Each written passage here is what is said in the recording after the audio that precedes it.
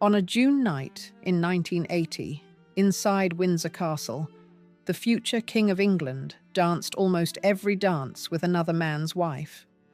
The woman he had brought, the woman much of Britain expected him to marry, stood at the edge of the room and watched. She was 24 years old.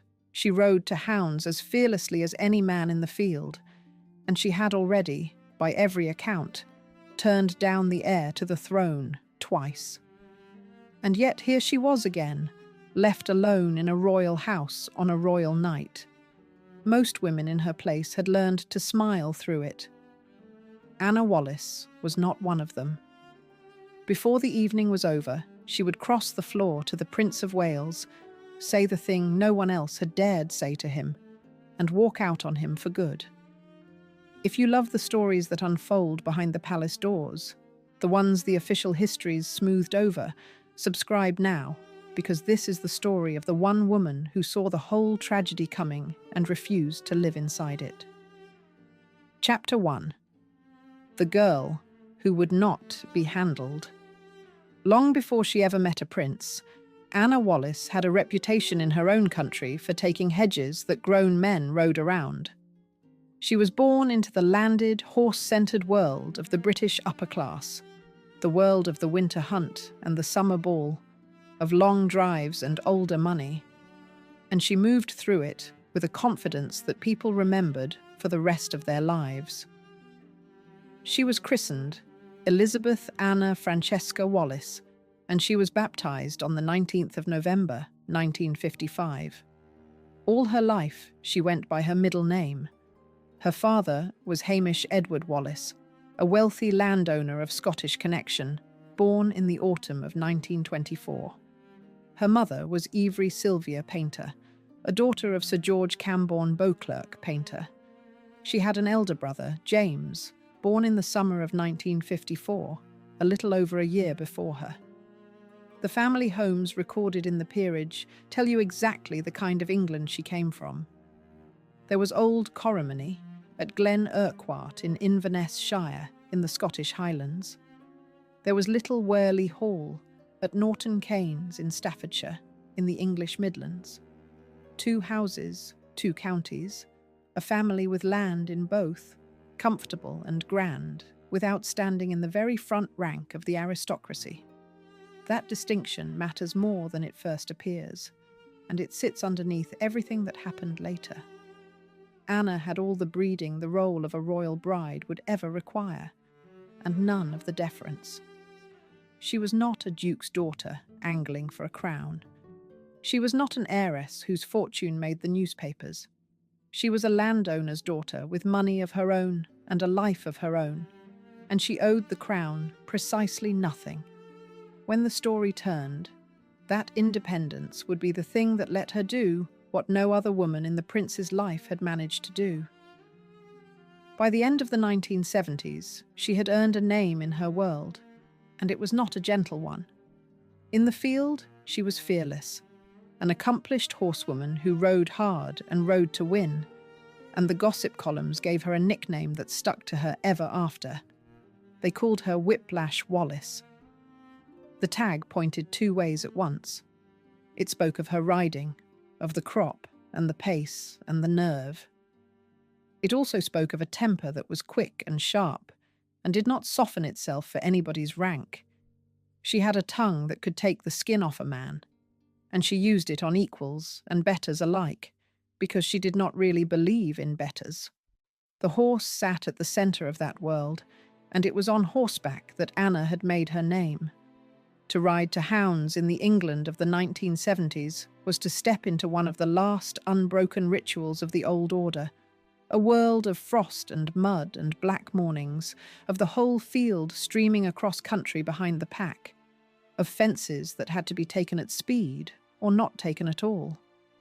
It rewarded exactly the qualities Anna had in abundance, nerve and judgment, and a flat refusal to be afraid.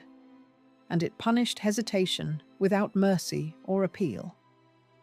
A woman who rode as Anna rode was known across whole counties, and the respect she won in the field was of a kind no drawing room could grant and no title could counterfeit. She had earned her standing the hard way, at a gallop, on her own account, and it had made her certain of herself in a way that nothing in a ballroom would ever quite manage to shake. That picture matters, because the whole of what follows depends on it. Here was a young woman, beautiful in the strong-boned county way, fast across country, quick to anger, entirely sure of her own worth. She had grown up in houses where she was somebody, and she had no intention of becoming nobody in someone else's. The men in her circle admired her and were a little afraid of her, which is a rare and powerful combination in any age. She was, in the plainest terms, a woman who would not be handled. The world she moved through was one that had barely changed in 100 years. It ran on the hunt and the shoot, on the polo field and the point-to-point, on the great country houses that opened their doors for a weekend and closed them again on secrets. It was small, and everyone in it knew everyone else, or knew someone who did. A young woman of the right family, with looks and nerve and a good seat on a horse, was known across whole counties before she was 30. The circuit ran from the hunting shires up in the Midlands, through the polo grounds around Cirencester in Gloucestershire, and on into the drawing rooms of London for the season. Anna belonged to all of it by right of birth, and she had made herself notable inside it by force of character. She was, by the reckoning of that world, an entirely plausible future Princess of Wales. And this is not hindsight. She was well born and Protestant. She was used to horses and dogs and cold mornings and the particular boredom of grand houses in the rain. She was glamorous enough to stand in a photograph beside the heir to the throne, and old enough, at 23 going on 24, to be taken seriously in a way the string of girls before her had not been. After a decade in which the prince had been linked to one young woman after another, here at last was someone the county set could imagine actually marrying him. The only question, in that autumn of 1979, was whether she wanted it. That question would have astonished most of the country, because most of the country assumed that any woman alive would want it. To be asked by the Prince of Wales was understood to be the end of the matter, the happy ending, the crown at the top of the stairs. What almost no one outside her own circle understood was that Anna Wallace was not looking up at that staircase with longing. She was looking at it with the cool, measuring eye of a woman who had ridden enough difficult country to know when a fence was a trap. There is a hardness in that, and it would be easy to mistake it for coldness. It was not coldness. It was self-possession. She had been raised to believe that she was the equal of anyone in the room, and she had never been given a reason to doubt it. When she finally met the most eligible bachelor in the world, she did not meet him as a subject meets a sovereign. She met him as a woman of the shires meets a man she has been introduced to at a house party, with interest and amusement, and a clear sense of her own value. That was the woman who came into Prince Charles's life at the close of the 1970s. Not a girl to be moulded, not a debutante to be trained for the part. A grown woman, fully formed, with her own temper and her own money and her own name, who would look at the grandest offer in the world and ask, quite seriously, whether it was worth what it would cost her. Everyone around the prince had spent years waiting for him to find a bride. What none of them had reckoned with was that this particular bride might look hard at the throne and at the man in front of it and decide the price was too high. Chapter 2. A Meeting on the Hunting Field. In the autumn of 1979, the most eligible bachelor in the world went looking, in his unhurried way, for a wife, and found a woman who treated him as an equal. Prince Charles was by then almost 31 years old. He had been born on the 14th of November, 1948, the eldest child of the young queen and the heir to the throne from the moment of his mother's accession. For most of the 1970s, the country had watched him with growing impatience, cataloguing his girlfriends, running the odds on each new name, and asking, with less and less politeness, when he intended to settle down and do his duty. He and Anna moved in the same world, the horse and country world of the shires and the great houses, and it was through that world that they were brought together. She was the daughter of a man he knew socially, and the introduction, when it came, was the most natural thing imaginable. Two people from the same narrow circle meeting where that circle always met, on the field and at the weekend party. There was nothing arranged about it and nothing official. It was simply that the prince, at the end of a long decade of looking, was introduced to a woman who was beautiful, well-bred, fast on a horse, and entirely unintimidated by him, and he was drawn to her at once. The appeal she held for him carried its own paradox, and the paradox would prove fatal to the whole affair. The very independence that made Anna impossible to control was the thing that made her irresistible. A man raised entirely inside deference, flattered from the cradle, surrounded by people arranging their faces for him, finds in a woman who does none of that a kind of oxygen. Anna teased him, argued with him, kept her own opinions and her own plans, and treated an afternoon in his company as a pleasure rather than an audience. For a while, that was intoxicating. What the prince seems not to have grasped, until it was far too late, was that the same spirit that drew him to her was the spirit that would never, under any circumstances, agree to come second. What he found in Anna Wallace was something the rest of his life had trained him not to expect. Almost everyone the prince met treated him as an occasion. They watched their words, softened their opinions, arranged their faces. Anna did none of it. She spoke to him as she spoke to everyone, with a directness that could tip into sharpness, and she plainly did not regard being in his company as the most important thing that had ever happened to her. For a man surrounded from birth by deference, that kind of ordinary, unfrightened treatment can be the most intoxicating thing in the world. She was not performing for him. She was simply herself, and she expected him to keep up. The pressure the prince carried by that autumn explains the speed of everything that followed. He had been born on the 14th of November, 1948, the eldest child of a young queen and the heir from the moment of his mother's accession, and by the end of 1979, he had just turned 31. For the whole of the decade, the newspapers had kept a running tally of his companions, a long parade of names built up and knocked down, and the tally had curdled by its end into a kind of national impatience. A Prince of Wales was expected to marry in his 20s and to have the succession secured by 30.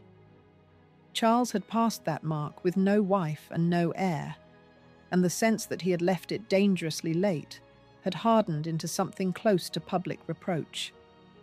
A man under that weight, meeting a woman who neither flattered him nor feared him, was liable to fall hard, and he did. The courtship moved at the pace of the world it happened in, which is to say quickly and in plain sight of a small and gossiping circle. Through the winter of 1979 and into the spring of 1980, they were seen at the same weekends, the same runs with the hounds, the same houses. In a set where everyone knew everyone, or knew someone who did, such a pairing could not stay private for a week, and it did not. The news of it travelled outward from the country houses to the newspapers with the speed such news always travelled, and within a matter of weeks, the woman from the hunting field had become, in the eyes of the press and then of the country, the leading candidate to be the next Princess of Wales. What almost none of them could see, from the outside, was that the woman at the centre of the story had not yet decided whether she wanted the part at all. The seriousness with which the match was taken makes sense only against the state the prince was in as the decade turned. He was past 30. and 30 for the heir to the throne was not the comfortable, open-aged 30 of an ordinary man. It was late. His great-uncle and mentor, Earl Mountbatten, had drilled into him for years the idea that a Prince of Wales should marry young and marry sensibly, and Charles had let the years slide by regardless. The pressure was no longer coming only from the newspapers. It was coming from inside the family, from a sense that the heir had dallied long enough and that the succession needed securing. Into that pressure walked Anna Wallace, and she fit the shape of the answer so exactly that the whole country leaned in. She was the right age. She was the right background. She rode and shot and understood the rhythms of the life. She was, on every measure the establishment cared about, suitable. And for a few months in that winter and spring, it genuinely seemed that the long search might be over, that the prince had found, at last, a woman he wanted, and a woman the country could accept. But the very thing that made Anna so compelling to Charles was the thing that made her dangerous to the arrangement he had never given up. She was not a woman who would tolerate a rival. She was not built to look the other way. The men around the prince wanted a bride who would take her place and keep her peace, who would understand the unspoken rules of the world she was marrying into and would not make scenes. Anna Wallace made scenes. It was one of the truest things about her. And somewhere in the same weeks that the country was fitting her for a tiara, she was beginning to sense that there was already a woman standing in the space a wife was supposed to occupy, and that the prince had no intention of asking that woman to leave. For now, in the first flush of it, that shadow was small. The courtship had its own momentum, and the pull between them was real. He was, when he chose to be, an attentive and romantic man, and she was flattered, as anyone would be, by the seriousness of his attention. The odds shortened, the photographs multiplied, and the woman who had ridden into his life on the strength of her own nerve found herself, for a season, at the very centre of the greatest guessing game in the country, with a crown apparently hers for the taking. If only she would reach out and accept it on the terms that came attached. Chapter 3. The Front Runner. By the spring of 1980, the bookmakers had shortened her odds, and the newspapers had all but fitted her for the tiara. What had begun as a private attraction in a private world had become, within months, a public event. And Anna Wallace learned what every woman linked to the Prince of Wales learned sooner or later, that a romance conducted near the throne is not a romance at all, but a national spectacle. The machinery that produced that spectacle had grown, across the 1970s, into something without real precedent. The question of whom the prince would marry had become a permanent fixture of the newspapers, a serial with no final installment, and a small industry of reporters and photographers had made a speciality of his private life. Each new woman he was seen with was named within days, her family traced, her past combed through, her every appearance beside him captured and captioned and set before millions of readers who treated the whole affair as a national entertainment. A young woman who came under that attention did not simply court a prince. She was investigated, ranked, and turned into public property, and the process was as relentless as it was well-mannered. The stage on which all this played out was the old ceremonial year of the British upper class, and Anna knew every corner of it by heart. There was the hunting season in the shires through the winter, the polo around Cirencester through the summer, the great balls that filled the country houses, and the London season that drew the whole circle into town. It was a world of a few thousand people who all knew one another, and a romance conducted inside it could not be hidden and could not be casual, because every appearance was read as a signal. When Anna went to a ball on the prince's arm, the room understood it as a statement, and the room talked. And what the room said reached the newspapers within the week. She was living her courtship on a lit stage, before an audience that had already decided how the play was meant to end. She bore it, at first, with the same nerve she brought to everything. She was not a shrinking girl, and the attention did not frighten her the way it frightened some. But it changed the nature of the thing. A courtship that might, in an ordinary family, have been allowed to breathe and grow in private, was instead conducted under lights, with the whole country offering an opinion. Every ball they attended together, every weekend at a country house, was reported as evidence. The odds on an engagement were quoted in the papers like the odds on a horse, and the woman at the centre of it was expected to smile and say nothing and wait. The scale of the thing is easy to lose at this distance. The prince had been linked across the decade to a long succession of women, the better part of a dozen names that had reached the newspapers, and not one of those courtships had ended at the altar.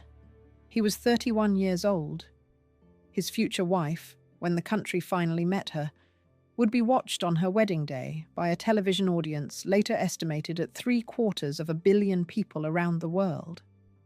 The machine that would one day turn a royal wedding into the most watched broadcast of its age was, in the spring of 1980, already warming itself up on Anna Wallace, treating a private romance in the Shires as though it were an affair of state, which, in the peculiar logic of a hereditary monarchy, it very nearly was.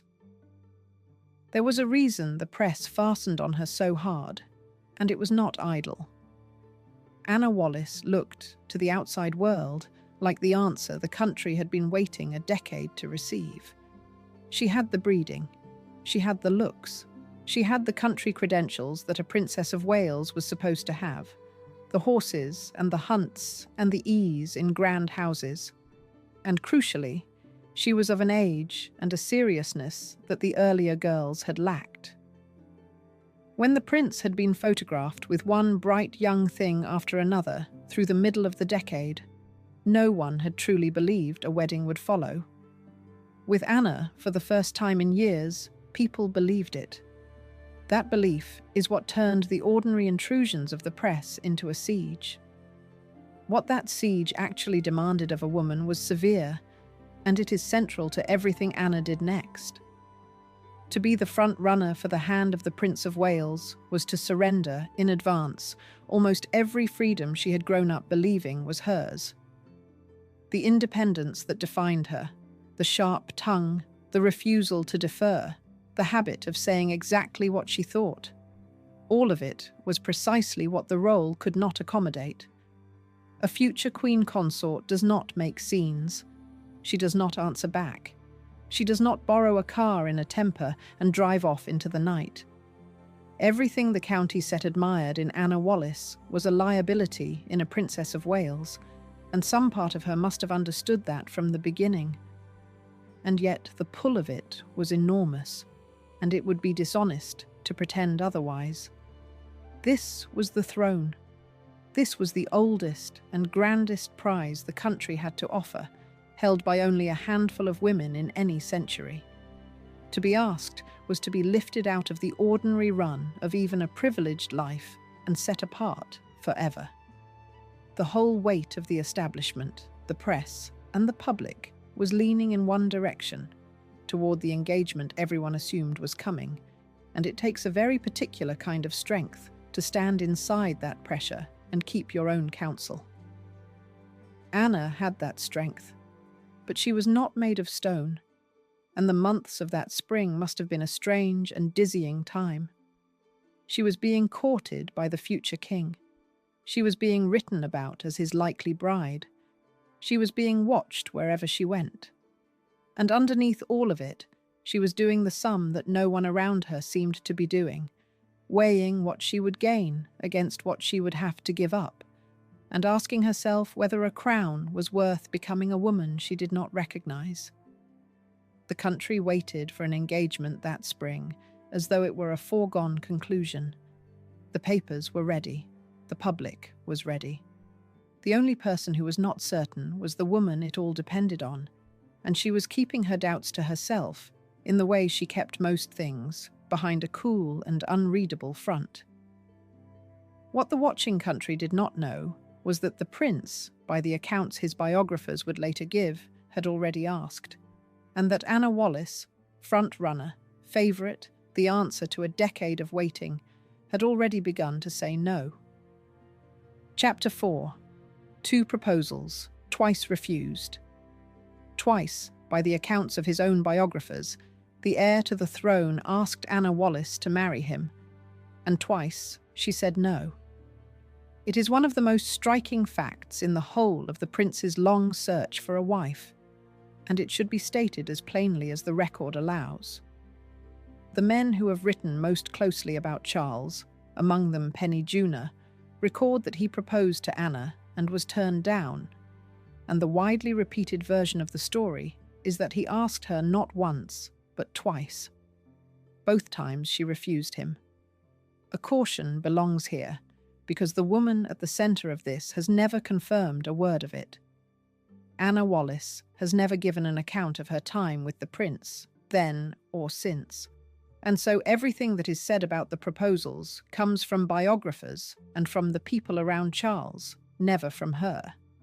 The proposals are reported, not proven, but they are reported consistently by serious writers, and they fit everything else that is known about the relationship, and so they can be treated as well-founded, provided they are never dressed up as her own testimony. 2 proposals, both refused, is the shape the record gives us. Measured against the assumptions of the time, the refusals were close to unthinkable. In 1980, the marriage market at the top of British society still ran on the old understanding that a good match was a woman's highest achievement, and no match on earth ranked higher than the heir to the throne. Women were raised to hope for far less and to count themselves fortunate. For a prince to propose was, in the common imagination, the story's happy ending, the point past which nothing more needed saying.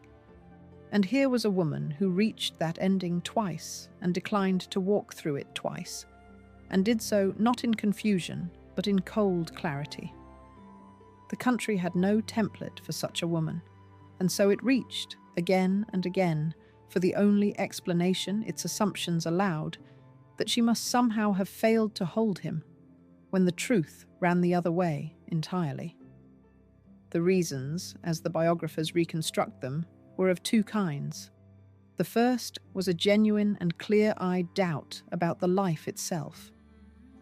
Anna understood, better than most of the girls who had come before her, what marrying the heir to the throne would actually mean.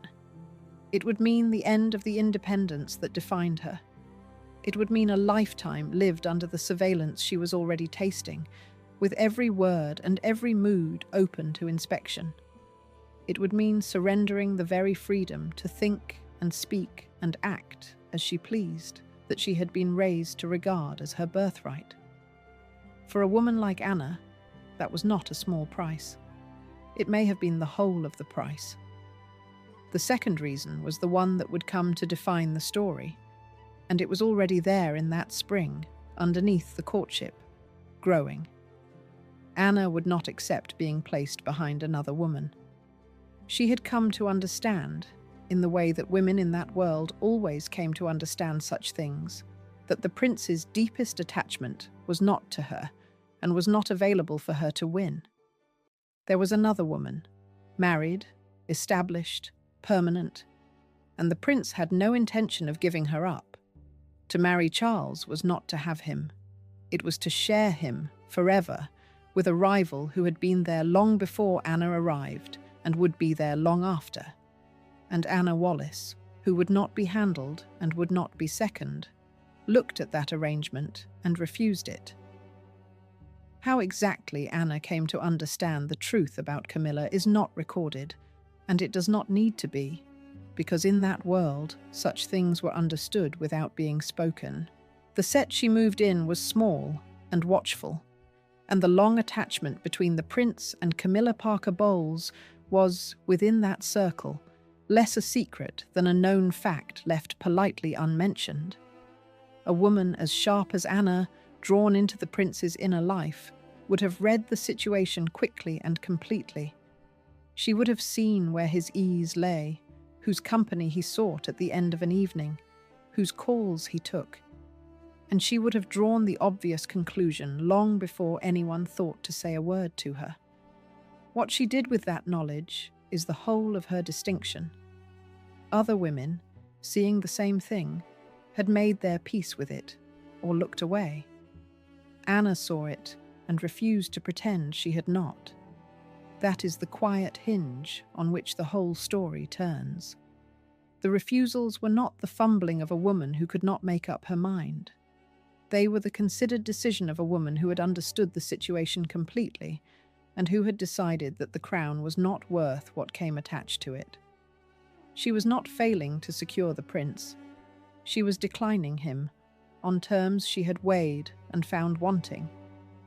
The distinction is everything, and it is the thing that the country, then and for years afterward, could not quite bring itself to believe, because it did not fit the story everyone wanted to tell about the man every woman was supposed to want. For a while, the refusals did not end the matter. That is the strange and telling thing about that spring. Charles kept asking, or kept hoping, and Anna kept being drawn back, because the pull between them was real, and the attention of the heir to the throne is not an easy thing to walk away from.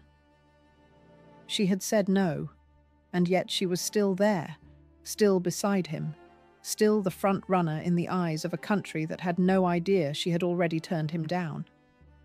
It was an unstable arrangement, a woman who had refused a man she had not quite left, a man who wanted a woman he would not fully commit to, and a rival standing silent in the space between them. Something had to break it, and something would. The tension that had been building all spring, the tension between what Anna wanted and what she would have to accept, between the crown on offer and the price stitched into it, could not hold indefinitely. It would come apart, in the end, not in private, not in a quiet conversation between two people, but in public, at the grandest occasions the calendar could provide, in front of the very set that had crowned her the favourite. And when it came apart, it would be Anna Wallace, and not the prince, who decided how it ended. Chapter 5. The Other Woman Who Never Left. To understand what Anna Wallace was being asked to accept, you have to go back nearly 10 years to a polo field and a woman named Camilla Shand. Because the rival Anna refused to live alongside was not a new flirtation, not a passing fancy of the prince's that a wife might reasonably expect to see off. She was a fixture almost a decade in the making, and by the time Anna arrived, she was already woven so deeply into the fabric of the prince's life that no wife would ever fully unpick her. The story of Charles and Camilla had begun back in 1970. He was 21. She was a year or so older, a lively, warm, unshockable young woman from a good family, and they were introduced through a mutual friend, Lucia Santa Cruz, the daughter of the Chilean ambassador and a former girlfriend of the prince. The meeting is usually placed around the polo, in that particular summer world of horses and grass and long afternoons, and the connection between the two of them was quick and easy.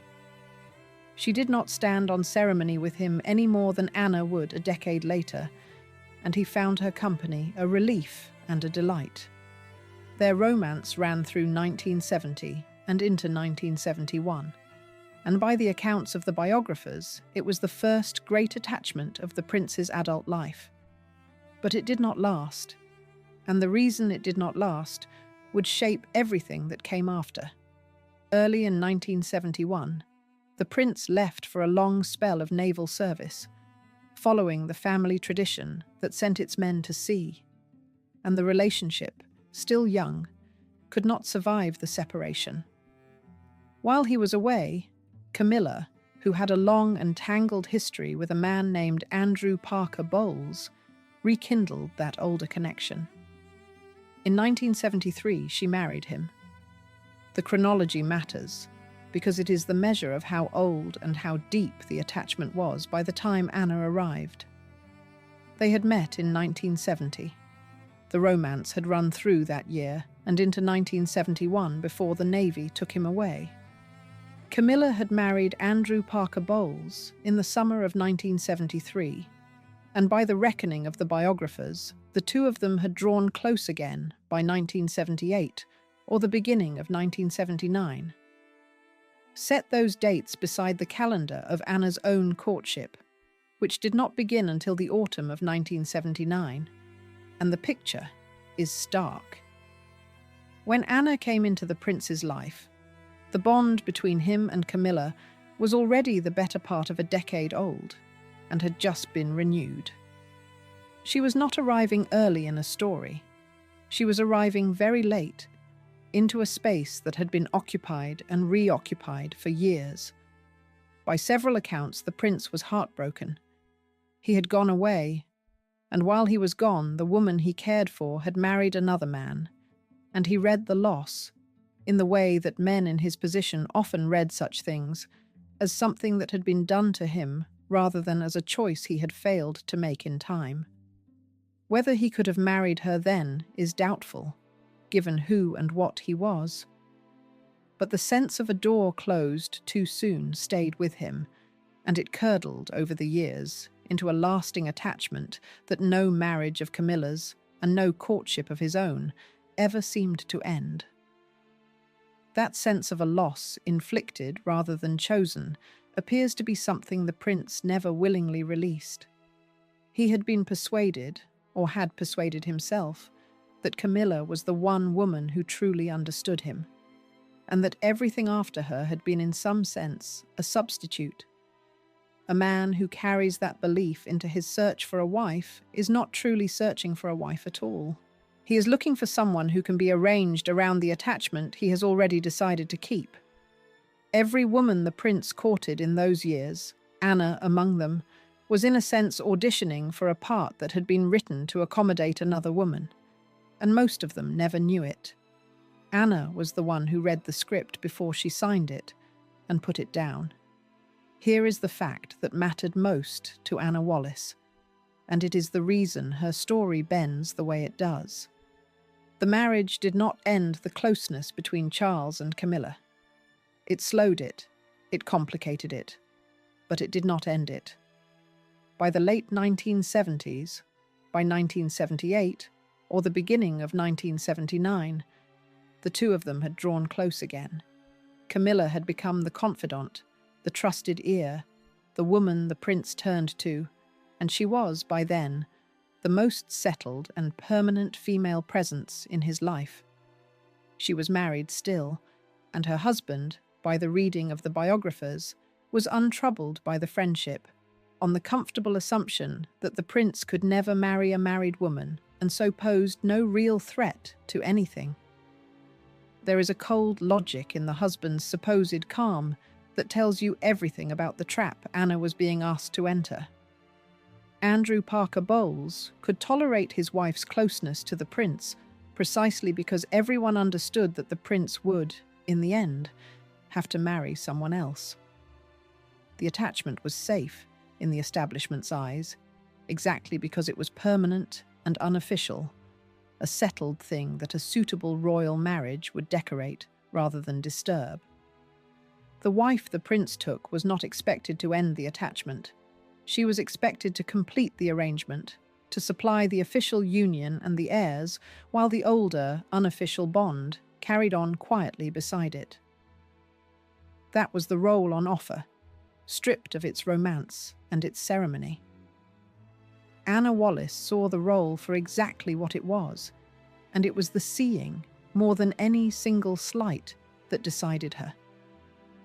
All of this bore down on the woman who came into the prince's life in the autumn of 1979. Anna Wallace was not walking into an empty field.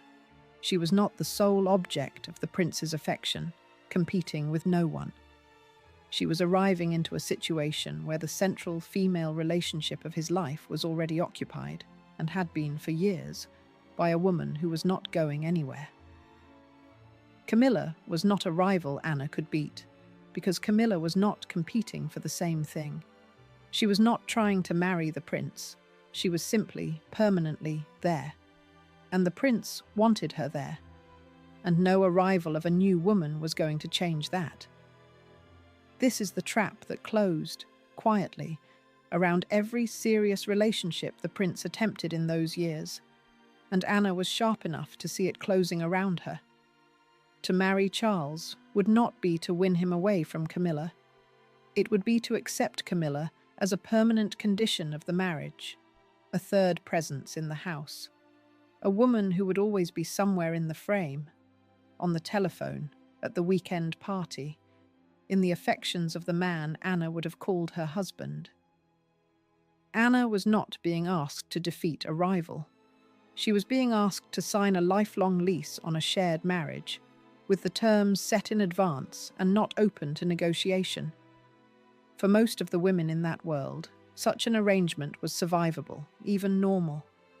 The upper reaches of British society had a long and quiet tolerance for exactly this kind of thing, for the married man and the settled attachment, for the wife who understood the rules and did not make a fuss. A woman who married well was often expected to accept that her husband's heart, or at least a portion of it, was committed elsewhere, and to keep her dignity by keeping her silence.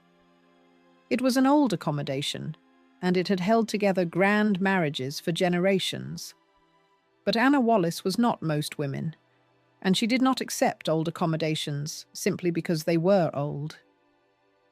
She applied to the situation the standard of a woman who expected to come first, because she had always come first, and who saw no reason to lower that expectation for a crown. She looked at the settled, decade-deep attachment between the prince and Camilla Parker Bowles, and rather than accepting it as the price of the throne, she measured it against what she was worth, and found the exchange insulting.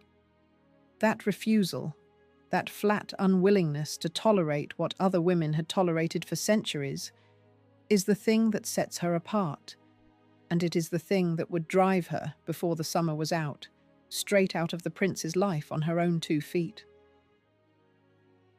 Chapter 6. The bride the establishment wanted. The men who shaped Charles had a very particular idea of the wife he should take, and it was the opposite of Anna Wallace. The whole weight of the establishment would come to rest, in the end, on a girl of 19 rather than on a woman of 24, and the reason lies in the doctrine the prince had been raised on, and in the man who taught it to him. That man was Lord Mountbatten, the prince's great-uncle, his mentor, and in many ways the most influential figure of his young manhood. Mountbatten was a grand old imperial figure, worldly, ambitious for his family, and closely involved in the shaping of the heir. And on the subject of marriage, he had a firm and repeated view, which he pressed on the young prince over many years. A man in Charles's position, Mountbatten believed, should enjoy himself while he was young, should have his adventures and his affairs, and sow his wild oats freely, and then, when the time came to marry, should choose not a woman with a history of her own, but a young, sweet, unformed girl who could be moulded to the life. A girl, in the phrase that has come down through the biographers, without a past. The advice was neither casual nor new. Mountbatten had pressed it on the prince across years, in letters and in conversation, with the persistence of a man who believed he was safeguarding the throne itself. Enjoy your freedom while it lasts, was the burden of it. Take your pleasures and your affairs. And then, when duty finally calls, choose a young woman with no history of her own, a girl who can be shaped to the life rather than a woman who arrives already formed. It was worldly counsel, and cynical in its way, and it treated a royal marriage frankly as an arrangement of state rather than a meeting of 2 equals. And every word of it pointed away from the kind of woman Anna Wallace was. It was a doctrine built for the convenience of the institution, and it pointed directly away from a woman like Anna. Anna had a past, in the sense the establishment feared, not in the sense of scandal, but in the sense of a fully formed self. She had opinions, a temper, a reputation, a life already lived on her own terms. She was not a girl who could be gently trained into the shape of a Princess of Wales. She was a woman who would arrive with her own ideas about how she meant to be treated, and who would say so, loudly, if she were treated otherwise. Everything the doctrine wanted in a royal bride, Anna was not. And everything the doctrine feared, she was. The doctrine took on a terrible new weight in the summer of 1979, the summer before Anna came into the prince's life, when Mountbatten was murdered. On the 27th of August 1979, the Irish Republican Army killed him. The same attack killed his young grandson Nicholas, who was 14, and his elderly mother-in-law, the Dowager Lady Broborn. It was an act of political murder that tore through the heart of the family, and it fell on the prince with particular force, because the man who died was the one he had leaned on most. The murder did more than take a life. It removed, at the worst possible moment, the one man who had guided the prince through the great decisions of his youth, and it left him grieving and unmoored, just as the pressure to marry was climbing toward its peak. It also, in a cruelty that belongs later in this story, shattered the family of the very woman the establishment had most wanted him to wed. But its strangest effect was to leave the doctrine standing without its author. The teaching survived the teacher. The idea that the prince should keep his older attachment and marry a young, unformed bride went on shaping his course after the man who had planted it was gone, an inheritance of advice from beyond the grave. And it pointed, as it had always pointed, away from women like Anna and toward a girl not yet found. Set the doctrine's ideal bride beside Anna Wallace, and the mismatch is total. The doctrine wanted youth. Anna was 24, mature by its anxious measure. The doctrine wanted a woman without a past. Anna had a fully formed self, a reputation, a temper, a life lived loudly on her own terms. The doctrine wanted a girl who could be trained to accept the arrangement, including the older attachment at the very center of it. Anna would sooner have walked away than accept it, and in the end, she did. She failed every test the doctrine set, not because she fell short of it, but because she stood entirely outside its logic, a woman who expected to be a wife rather than a fixture, a partner rather than an ornament. The establishment measured her against its idea of a bride and found her wanting, and in doing so, it revealed far more about the poverty of its idea than about any lack in her. Into that grieving, pressured, doctrine-haunted household walked Anna Wallace in the autumn of that same year, and the collision was almost preordained. Here was a woman who broke every rule the establishment had set for a royal bride. She was too old, by the doctrine's reckoning, too formed, too independent, too sharp. She would not be moulded. She would not keep her peace. She would not accept the permanent presence of another woman, which was, in its way, the establishment's oldest and most convenient arrangement of all. Everything about Anna Wallace was a challenge to the way the institution wanted its marriages to work, and the institution, in the end, would get its way, not with her, but with someone very different. It is important to be fair to the prince here, because the doctrine was not only imposed on him, it was, in part, absorbed by him. He had been taught to want the settled attachment on one side and the suitable young bride on the other, and to see no contradiction between them. The tragedy that would unfold across the following 2 decades grew directly out of that lesson.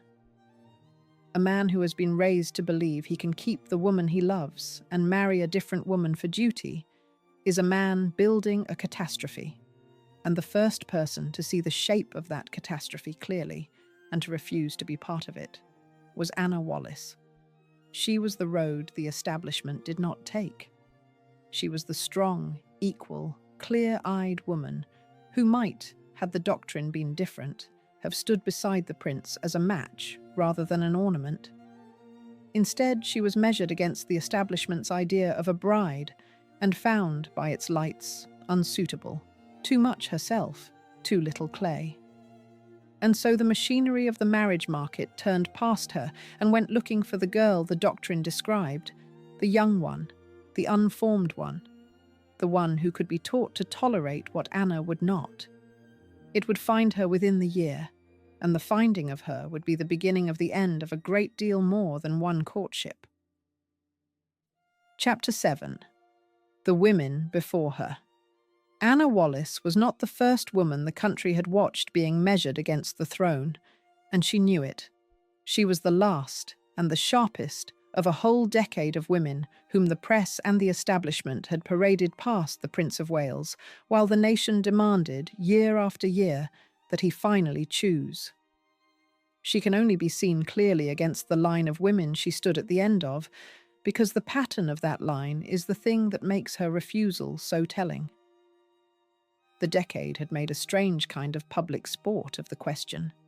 Year after year, a new name would surface in the newspapers, be examined and photographed and discussed, and then, sooner or later, disappear again, and the whole country had learned to follow the serial without ever reaching its end. By the time Anna arrived, the list of women once tipped as the future Princess of Wales was long enough to fill a column on its own, and every one of them had, for one reason or another, come to nothing. Anna knew the list because everyone in her world knew it. She had watched, as the whole country had watched, one woman after another rise to favourite and fall away, and she cannot have failed to notice what the long sequence implied about the man at the centre of it.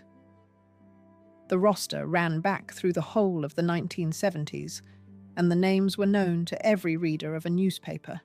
There had been Lucia Santa Cruz, the ambassador's daughter, clever and Catholic and foreign, the very woman who had first introduced the prince to Camilla, and unsuitable by the rules of the age on more counts than one.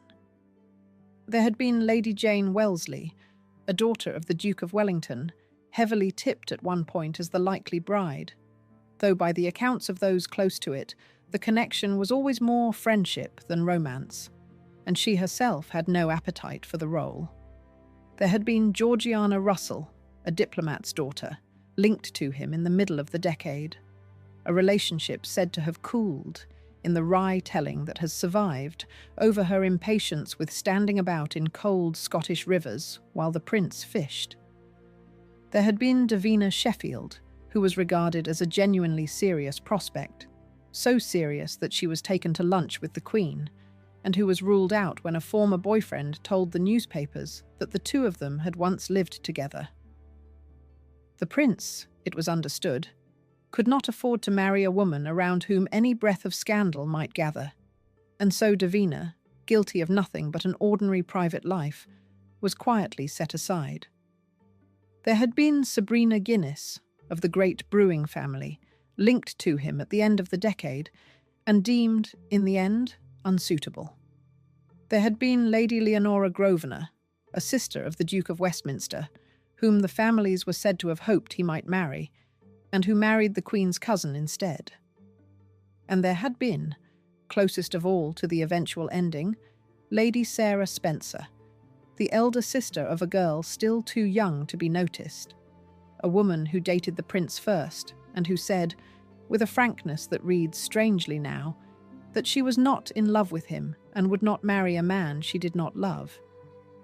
It was Sarah Spencer who would, in time, introduce the prince to her younger sister, lay the whole line out, and a pattern appears that is impossible to miss. One after another, these women drifted away, were ruled out, or removed themselves. Some were declared unsuitable by the rules of the institution, too Catholic, too foreign, too touched by scandal. Some simply lost interest, or married other men, or found, like Sarah Spencer, that they did not love him. What the roster reveals, read honestly, is not a prince turning women away.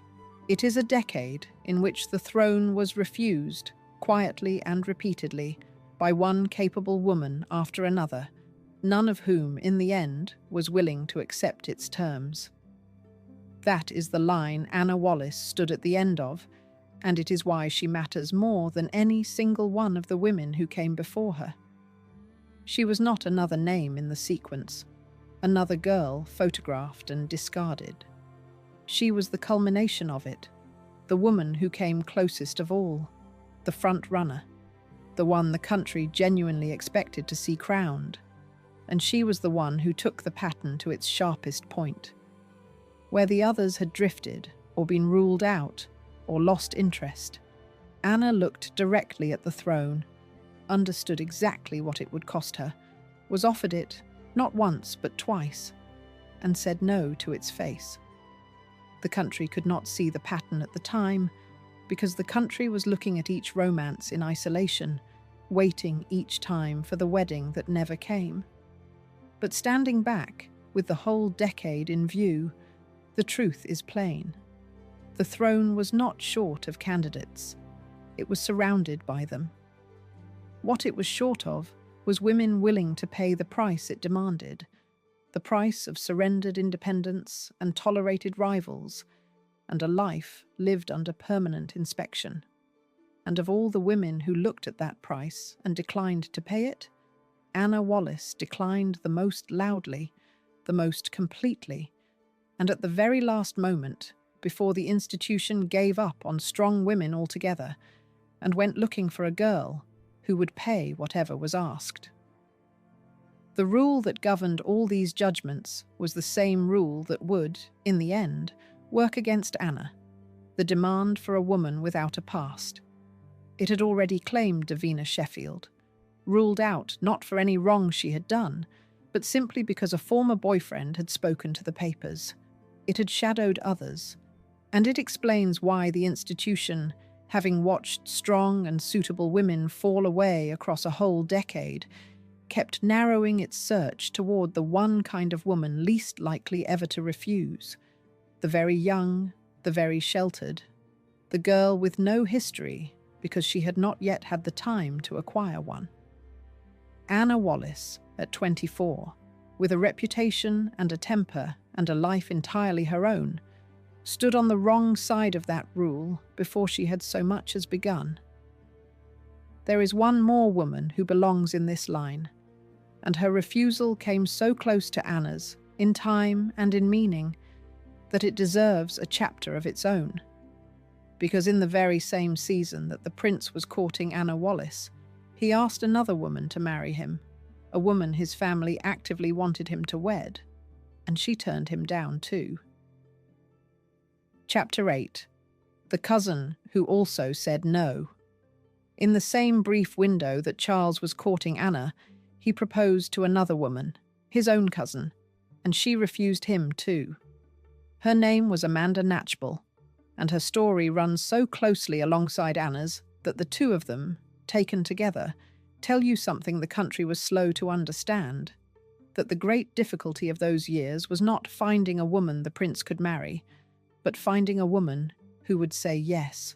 Amanda Knatchbull was a granddaughter of Lord Mountbatten, and that fact placed her at the very centre of the family's hopes. Where Camilla was impossible in the establishment's eyes, and Anna was unsuitable by the doctrine's reckoning, Amanda was, on paper, close to ideal. She was well-born and closely connected, a member of the extended royal family circle, young enough to suit the doctrine and known to the prince all his life. Mountbatten himself, the great arranger, had long favoured the match, and had worked, in his patient and determined way, to draw the two young people together. It was, in the mind of the old earl, the perfect solution, a bride who would bind his own line still more tightly to the throne he had spent his life serving.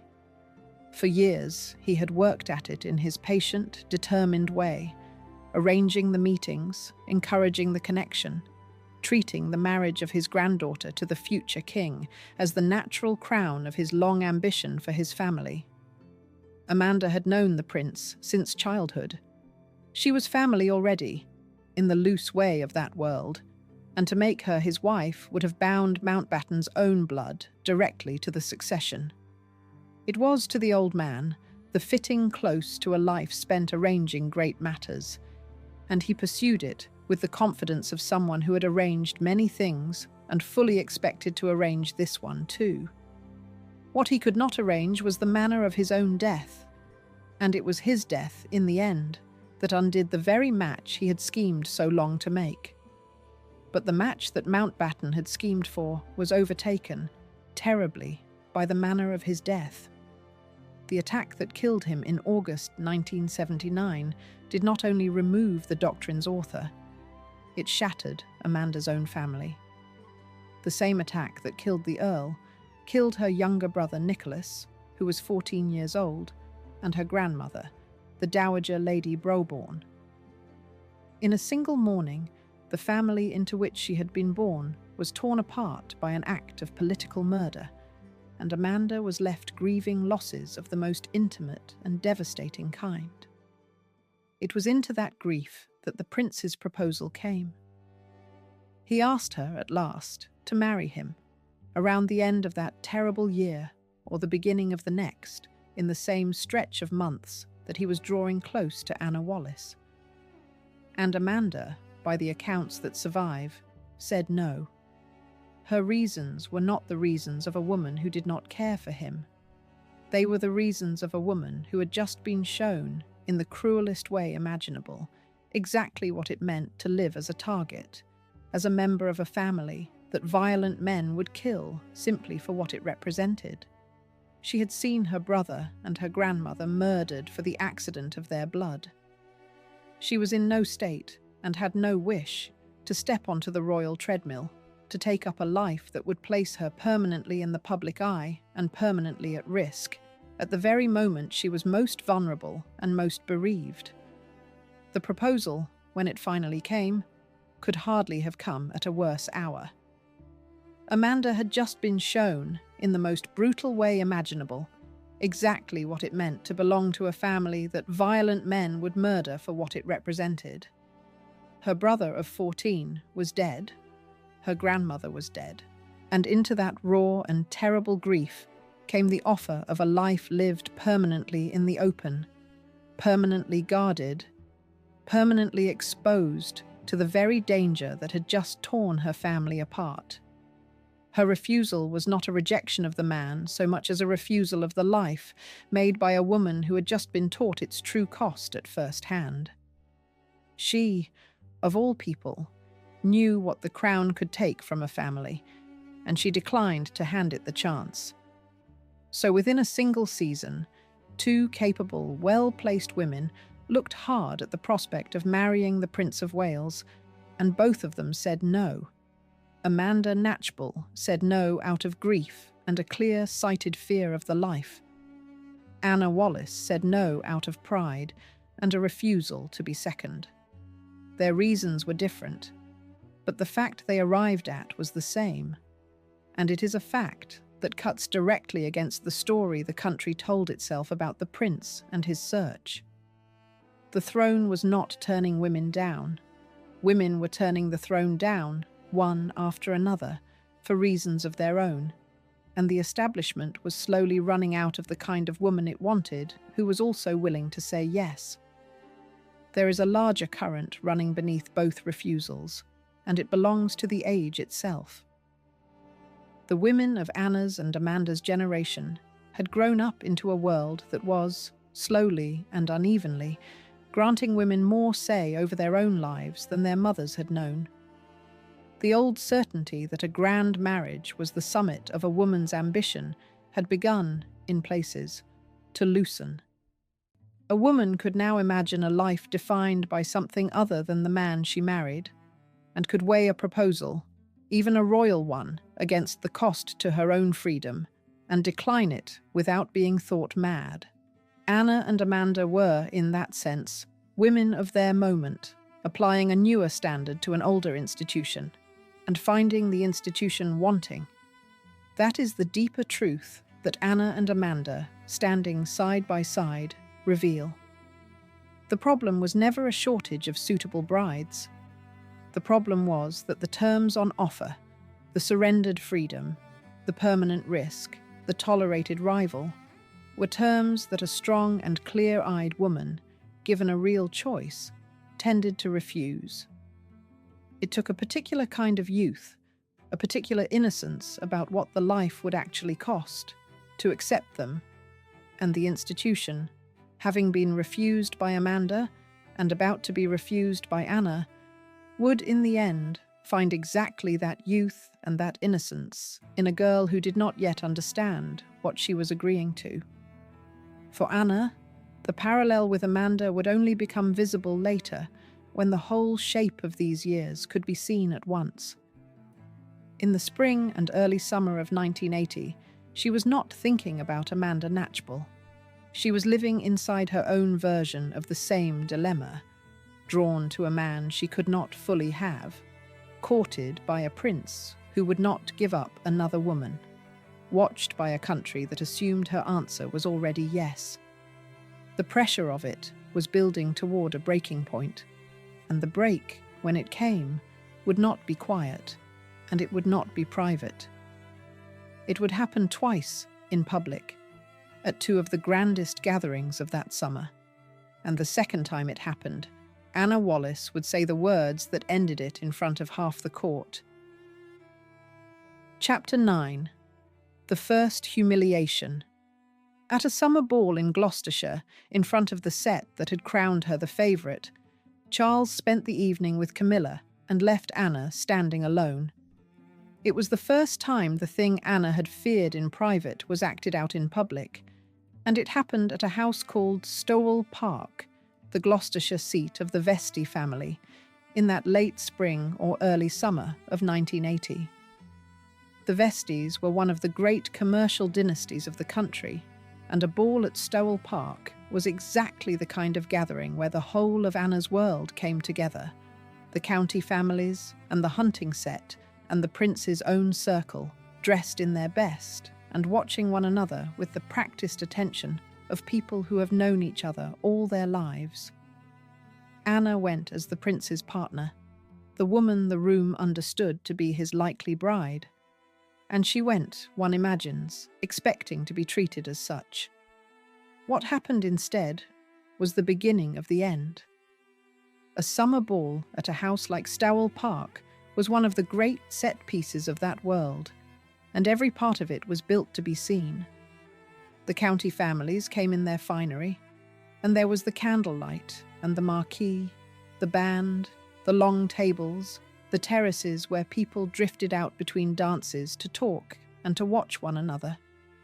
It was, above all, a place of observation, where every pairing and every sleight was noted and filed and carried away to be repeated, and where a woman on the arm of the future king was the single most watched figure in the room. Anna came into that room as the presumed bride, and the whole company understood her to be exactly that. Which is why what happened to her happened not in private, where it might have been survived, but in the full glare of the one audience whose opinion she could not dismiss. Through the evening, by the widely repeated account, the prince spent his time not with Anna, but with Camilla Parker Bowles. He gave to the married woman the attention that should, by every rule of the occasion, have gone to the woman he had brought. And he did it in the open, in front of the very people whose opinion mattered most to Anna, the people who had spent months deciding that she was to be the next Princess of Wales. She was left alone at the edge of the room, the favourite, the front runner, publicly set aside for another woman at a party where everyone she knew could see it. The cruelty of it lay in how easily it could be read. Nobody in that room needed the situation explained to them. They could all see what it meant that the prince spent his evening with the married Camilla Parker Bowles and left the woman he had brought standing against the wall. It said, more plainly than any announcement could have, where Anna truly stood in his affections, and it said it to precisely the people whose belief in her had made her position what it was. A private coldness she might have borne and hidden. This was a public verdict, handed down in front of her entire world, and there was no corner of the room in which to escape it. For a woman of Anna's temperament, there could hardly have been a crueler way to make the point. She was not a woman who could absorb a slight quietly and save her feelings for later. She was proud, she was quick, and she had exactly the kind of temper that the nickname Whiplash had been coined to describe. To be humiliated in private would have been bad enough.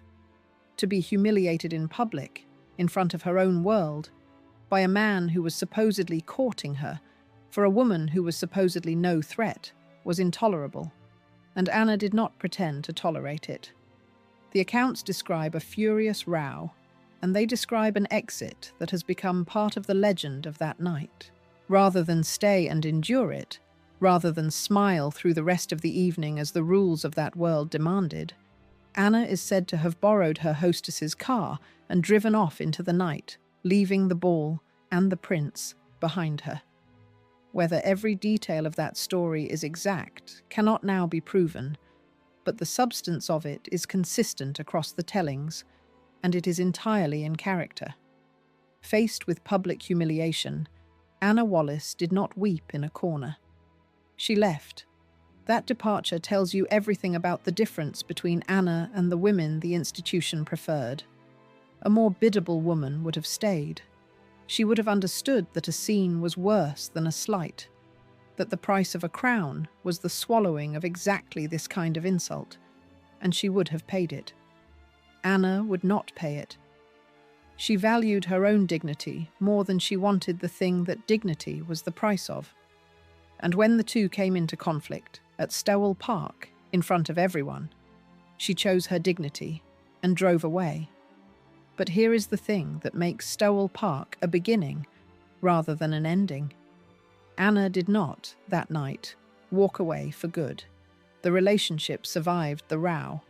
The pull between them, the momentum of the courtship, the sheer gravity of the prince's attention drew her back as it had drawn her back before.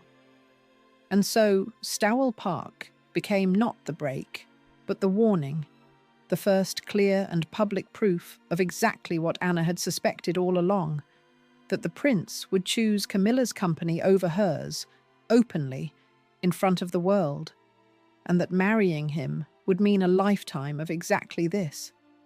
It would be easy, at this distance, to make her hesitation look simpler than it was, and honesty requires resisting that. The pull of the prince was real, and it was enormous.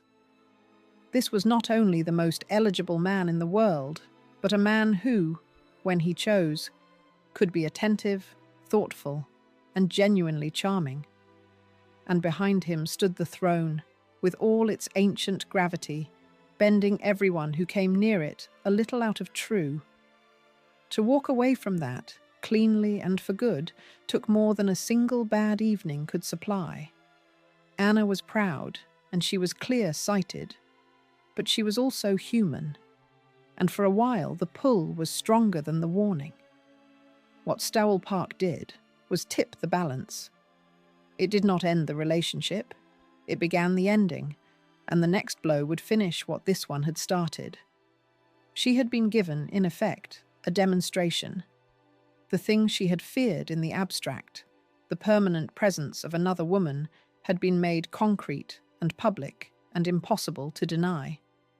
A woman less sure of herself might have told herself it was a single bad evening, an aberration, something that would not happen again.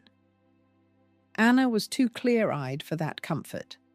She had seen the truth of the arrangement laid bare, and although she went back to him, some part of her had already begun to move toward the door. What she needed now, to end it cleanly, was not another private doubt, but a second demonstration, one so public and so undeniable that no pull between them could argue it away.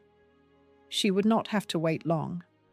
Within a matter of weeks, at a far grander occasion than a country ball, in a house that belonged to the royal family itself, the prince would do exactly the same thing again, and this time Anna Wallace would not simply drive away into the night. This time she would say something first. Chapter 10. The warning she gave herself. A wiser man, or a more frightened one, would have been careful for the rest of that summer. Charles was neither. Having humiliated Anna once, in public, at Stowell Park, and having very nearly lost her over it, a man genuinely determined to marry her would have taken pains never to repeat the offence. He would have kept Camilla at arm's length in public, would have lavished attention on Anna in the settings that mattered, would have understood that he was on his last warning, that the prince did not do this, that within weeks he behaved in exactly the same way at an even more important occasion, tells you how deep the attachment to Camilla ran, and how little, in the end, the feelings of the woman beside him could compete with it. The carelessness is the tell. A man who merely enjoyed Camilla's company, who valued her as an old friend and nothing more, could easily have set that friendship aside for an evening or two to keep the woman he meant to marry. It costs little to be discreet for a single night. That the prince would not, or could not, manage even this. That he repeated at the grandest occasion of the summer the exact behaviour that had almost cost him Anna at Stowell Park, is the truest measure of the attachment there is. It was not a preference he could govern. It was a need he would not master. And Anna, watching, understood that no wife would ever be allowed to outrank it. For Anna, the weeks between the two balls must have been a strange and clarifying time. She had been given her demonstration at Stowell Park, and she had gone back anyway, and now she was left to sit with what she had seen. The doubt that had been abstract all spring was abstract no longer. She had watched, with her own eyes, in front of her own world, the prince choose another woman's company over hers, and she had felt the particular humiliation of being the last to be treated as though she mattered at a party where everyone assumed she was to be his wife. She carried the decision almost entirely alone, which is its own kind of hardship. There was no one who could truly advise her, because no one else stood where she stood. Her family and her friends could offer sympathy, but the choice was hers, and hers only, and it was a choice without precedent in any of their lives. Meanwhile, the press went on treating her as the presumed bride, the odds still shortening, the country still waiting for the engagement.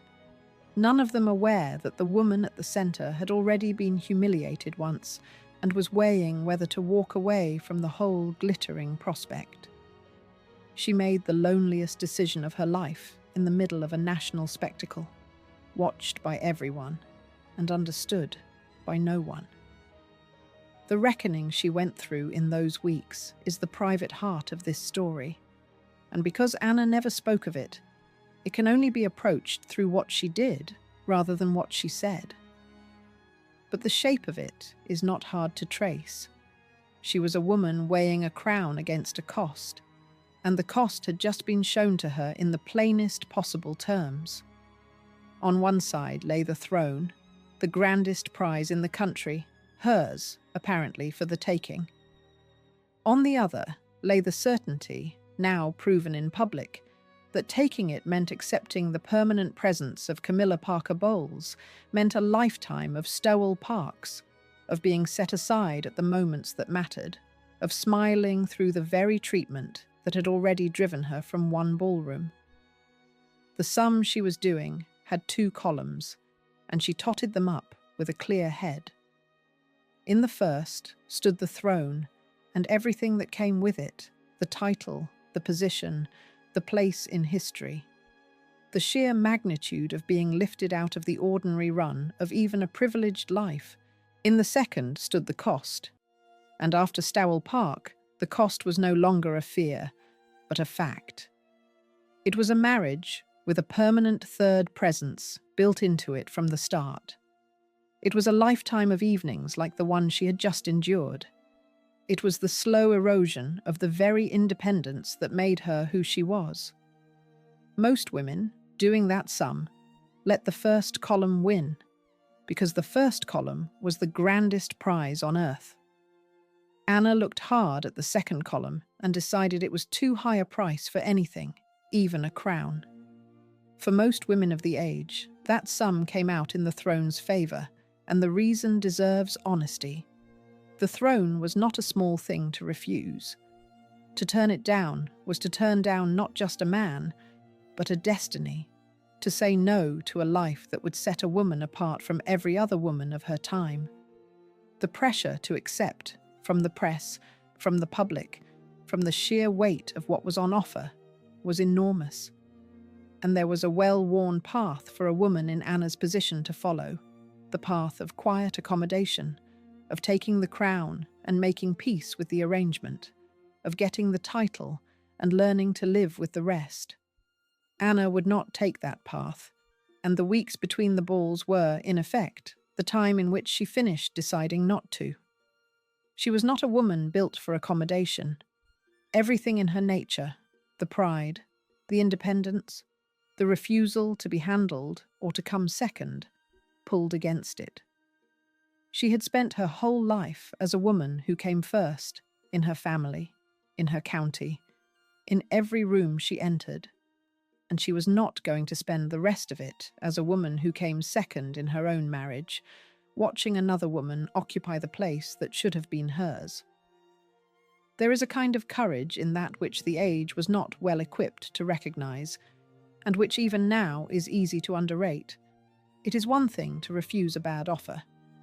It is another thing entirely to refuse the best offer in the country, the offer every other woman is presumed to want, and to refuse it with nothing better in hand, simply because the terms are beneath you. Anna had no grander marriage waiting in the wings when she made her choice. She was not trading up. She was declining the summit itself, on principle, because she would not pay for it with her own dignity.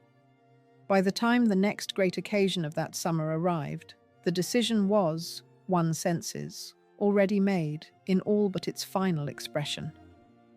Anna had seen enough. She had been warned, and she had warned herself, and what remained was only the moment that would turn a private resolution into a public fact.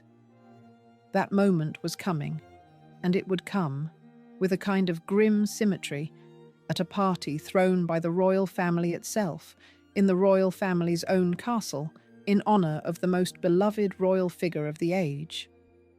The prince would give Anna, at Windsor, exactly the same demonstration he had given her at Stowell Park, and Anna, having already decided, would give him an answer he would not forget. Chapter 11. The Night at Windsor. The ball was for the Queen Mother's 80th birthday, in the royal family's own castle, and again Charles danced the evening away with Camilla.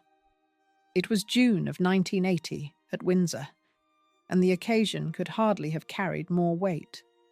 The Queen Mother, born in the summer of 1900, was the most beloved figure in the royal family, and the ball in honour of her 80th birthday was one of the grandest gatherings of the year, held in the oldest and most storied of the family's houses, attended by the court and the family and the closest circles of both. There is a bitter symmetry in the setting that the story has never quite let go of. The ball was in honour of the Queen Mother, the family's matriarch, born in the summer of 1900, the woman who more than any other embodied the monarchy's idea of dignity and duty and the keeping up of appearances. And it was at her celebration, in her honour, under her roof, that the whole careful appearance of the prince's courtship would come apart. The occasion meant to display the family at its most united and most serene, became instead the stage on which a woman tipped to be the next queen consort walked out on the future king. The grandeur of the setting did not soften the scene, it sharpened it. Anna Wallace was there as the prince's partner. She was still, in the eyes of the room and the country, the woman he was expected to marry, and to attend such an occasion at his side was, in the language of that world, a statement of intent. To be the prince's partner at the Queen Mother's 80th birthday ball was as close to a public confirmation as anything short of an engagement could be. Anna arrived, in other words, in the role of the future Princess of Wales, at the most royal occasion imaginable, in the royal family's own home. And then the prince did it again.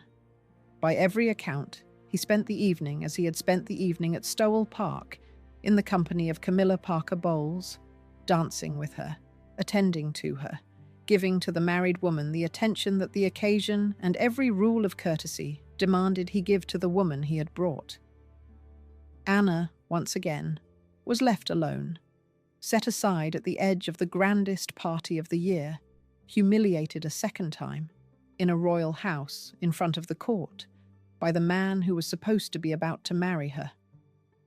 It was, if anything, worse than Stowell Park, because the setting was grander and the stakes were higher, and the audience was the most exalted in the land. At a country ball, a slight could perhaps be half hidden. At Windsor, at the Queen Mother's birthday, with the whole court watching, there was no hiding it.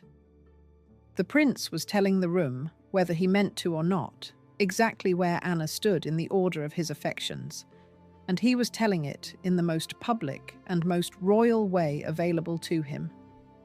For a proud woman, it was the final proof, delivered in the last place on earth she could pretend not to have noticed it. But Anna Wallace was not a woman who suffered in silence, and this time she did not drive away into the night without a word. This time, before she left, she crossed the floor to the Prince of Wales and said the thing that no one in his life had dared to say to him. The exact words have come down to us in several forms, because none of them can be traced to Anna herself, who never confirmed any account, and so they must be treated as the press has reported them rather than as verbatim record. But the substance is consistent across every telling, and it is remarkable. By one widely repeated version, she told him, "Do not ever ignore me like that again. I have never been treated so badly in my life. No one treats me like that, not even you." By another, she said, "Do not you ever, ever ignore me like that again. No one treats me like that, not even you." By a third, she is reported to have said that she had never been so badly treated in her life, that he had left her alone all evening, and that he could now continue the evening without her. The wordings differ, but the meaning does not. Standing in a royal castle, at a royal ball, in front of the court, Anna Wallace rebuked the future King of England to his face for his treatment of her, and told him plainly that she would not endure it. Sit for a moment with the sheer nerve of that. This was not a private quarrel behind a closed door. This was a woman telling the heir to the throne, in his grandmother's house, on his grandmother's birthday, in the hearing of the most powerful family in the country, that he had treated her worse than anyone had ever treated her, and that no one, not even he, was permitted to treat her so. The phrase that recurs in every version, "not even you," is the whole of Anna Wallace in 3 words. It places the Prince of Wales inside the ordinary rules of decent behaviour, subject to them like anyone else, and it tells him that his rank does not exempt him from being answered when he behaves badly. It is the exact opposite of deference, spoken in the one place on earth where deference was most expected. Underneath the anger was a plain statement of fact, and that is what made it land. Anna was not being hysterical, whatever the men in the room may have told themselves afterward. She was stating, with perfect accuracy, that she had been treated badly, that she had been treated badly twice, and that she would not be treated badly a third time. Everything she said was true, and everyone who heard it knew that it was true, and that is exactly why it could not be answered. The prince had no defence, because there was none. He had done precisely what she said he had done, in front of precisely the people she said had seen it, and a woman had finally told him so to his face. And then she left. She left the ball. She left the prince. And this time she did not come back. The rebuke at Windsor was not a lover's quarrel to be patched up in the morning. It was the end, delivered in public, on her own terms, by a woman who had decided that her dignity was worth more than a crown, and who was prepared to say so to the future king's face in front of his entire world. What had begun on a hunting field in the autumn ended in a castle in June. And it ended not with the prince discarding Anna, as the old story would have it, but with Anna, upright and furious and entirely herself, walking out on the prince. Chapter 12. The Walkout. She did not weep, and she did not wait. Within weeks, Anna Wallace ended it, and this time there was no proposal that could change her mind.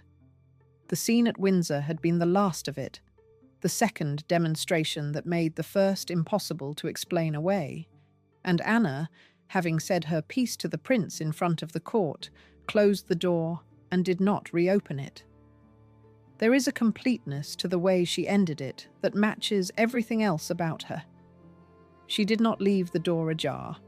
She did not end it in a way that invited him to come back and try again, as he had come back and tried again after Stowell Park. She had said her piece to his face in front of the court, and then she was gone, and the going was final. A woman who half wanted to be persuaded does not choose the Queen Mother's birthday ball to make her stand. Anna chose it precisely because it left no room for retreat, his or hers. She had decided, and she made the decision in the one setting grand enough to make it irreversible. Her ending of the relationship broke completely with the script the country expected. In the story the country liked to tell, women did not leave the Prince of Wales. The prince chose, and the women he did not choose faded quietly away, disappointed but grateful for having been considered.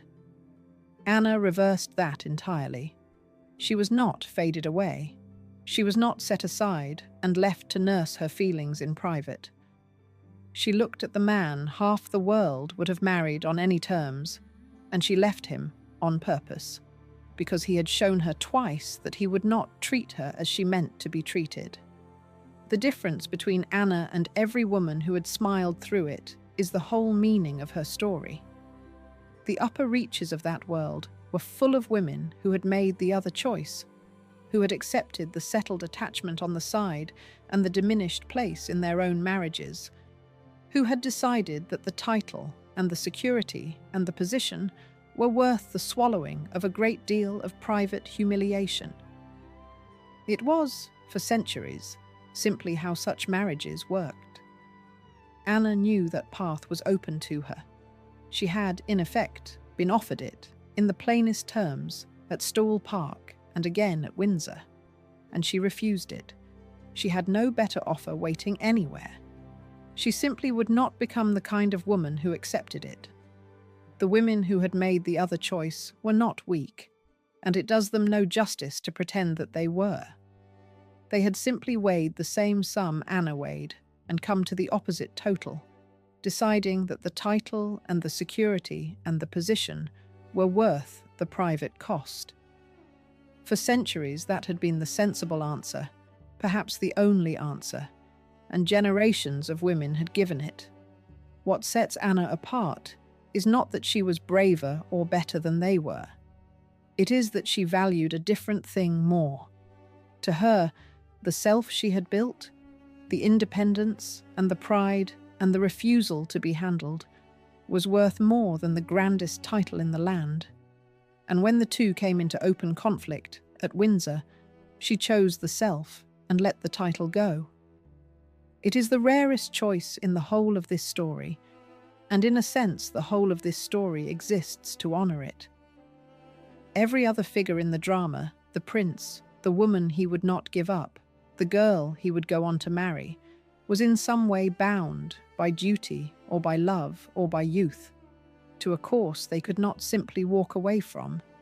Anna alone was free, and she used her freedom, and she walked. She was not trapped by the throne, because she would not let it trap her. She was not ruined by the prince, because she left before he could ruin her.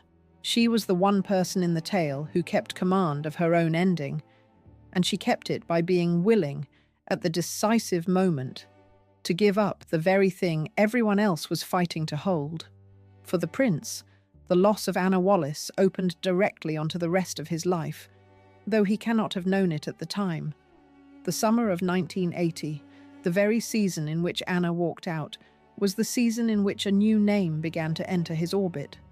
A girl far younger than Anna, far less formed, far less able to protect herself. The search that Anna had brought so close to an ending would resume, and it would resolve within the year, on exactly the kind of bride the doctrine had always wanted. The young one, the unworldly one, the one who did not yet understand what she would be asked to tolerate. There is a terrible irony in the timing, and it lands hard. Anna refused the prince because she would not accept the permanent presence of Camilla Parker Bowles in her marriage. And the woman who replaced her, the girl the establishment found that same summer, would spend the next decade and a half discovering, slowly and agonizingly, that this was precisely the condition of the marriage she had accepted. Everything Anna had seen clearly and refused, the new bride would live through, without ever having been given the clear-sighted warning that Anna had given herself. Anna read the situation and walked out of one ballroom. The woman who took her place would need 15 years, a public war, and a television confession to say aloud what Anna had understood in a single summer. But that is to look ahead. In the summer of 1980, what had happened was simpler and cleaner than all that followed. A woman had been humiliated twice, had said so to the man responsible in front of the court, and had left him rather than accept a lifetime of the same. She had not been rejected. She had rejected. And she had done it not in weakness or in tears, but in full possession of herself, choosing her own dignity over the grandest prize the country could offer, and choosing it with her eyes open. What remained for Anna Wallace was to prove, by the way she lived the rest of her life, that the choice had been real, that she had not been posturing, that she had genuinely valued herself more than the throne. And she would prove it in the most emphatic way imaginable, not by pining, not by waiting to see whether the prince might come back, not by selling her story or trading on the connection, but by turning immediately to her own life and marrying, within months, entirely on her own terms, before the prince she had refused had even announced the engagement that would replace her. She had gone first, and she would keep going first, all the way to a silence that would last for 40 years. Chapter 13. She went first. While the country still waited to see whom the prince would choose, Anna Wallace had already chosen someone else. This is the fact that seals the whole story, the detail that proves her walkout was not a bluff or a wounded gesture, but a genuine departure from a life she did not want. She did not linger in the prince's orbit, hoping to be recalled. She turned and married another man, and she did it with a speed that reads, even now, like a statement. On the 2nd of December 1980, at the Guards' Chapel at Wellington Barracks in London, Anna Wallace married the Honourable John Fermor Hesketh. He was a younger son of the 2nd Baron Hesketh and a brother of the 3rd, a member of one of the grander and faster living dynasties of the country. The Heskeths were an old family with a great house at Easton Neston, and in the 1970s they had lent their name to something rather more glamorous than most aristocratic families cared to, a motor racing team that had run in the highest ranks of the sport. To marry into the Heskeths was not to retreat into obscurity.